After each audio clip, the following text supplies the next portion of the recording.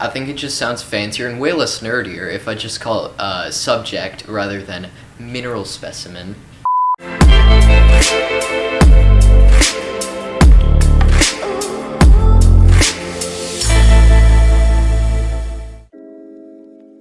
But anyway, you got your setup and now you just have to photograph the mineral. Easy, right? First of all, you generally want to be shooting at roughly the same angle in all your pictures so you don't get any inconsistencies with the lightings or the reflection. Every mineral has a range of angles that look great in pictures. It just feels right to have the mineral oriented a certain way, but it can be difficult to position the mineral in that way.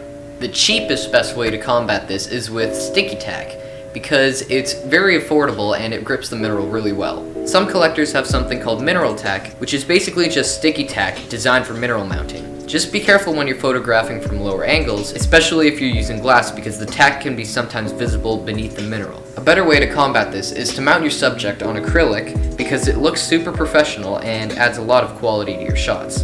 The reason why I don't do this is because, well, acrylic is expensive. But if you only need mounts for photography, you can get just a few pieces of varying sizes and just swap out the subjects.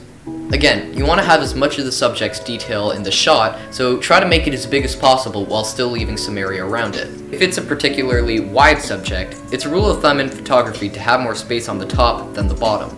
Also, when photographing minerals with clearly defined faces like this one, you might get a lot of variation in the lighting on that mineral since some of the faces might reflect too much light and mess up the picture. And if you have access to a polarizing filter for your camera, it'll completely remove unwanted reflections. But polarizing sunglasses will have the same effect. However, a lot of sunglasses do have a bit of a tint, so that might mess something up. For smaller subjects like thumbnails and micro mounts, you're going to need a good macro lens or a good setting on your camera. A lot of phones today come with dedicated macro cameras built in, so that'll come in handy if you're photographing micro specimens. You can also get your hands on phone-mounted microscopes and loupes for really cheap, which can actually be really powerful and produce some awesome-looking micro shots. One problem with macro photography is that the field of focus is very shallow, so it might be difficult to include every detail in the photo as you might want.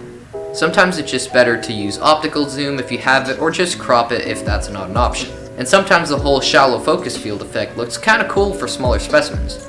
But if you're willing to go the extra mile, you're gonna have to get your hands on a focus stacking software. These take a bunch of pictures you've taken with varying focal lengths and stitches them together to make one big, all-in-focus picture. It sounds complicated, but it's really just time-consuming. However, you do need access to fine adjustment rails for your camera. I'll put some links in the description if you want to look further into this. Anyway, that has been the subject episode of the series. If you did find this useful, make sure to like and subscribe, and feel free to leave a comment with anything you think I missed. Click here for the next episode, or click here for the full 5-episode compilation.